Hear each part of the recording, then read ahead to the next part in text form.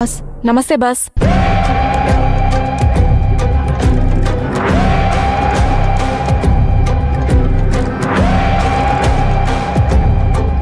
ఏంటి శివగామి, ఎలా ఉన్నావు?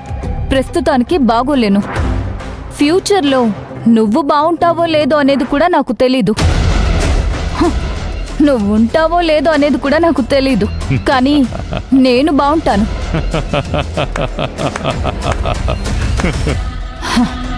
నీ కాన్ఫిడెన్స్ ని మెచ్చుకునే తీరాలి.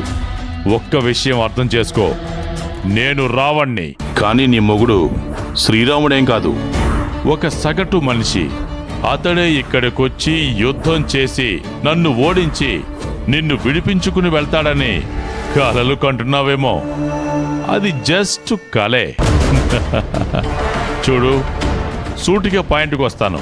నీ ప్లేస్లోకి నేను పంపించిన చైత్ర నీ అంతా తెలివైంది కాదు.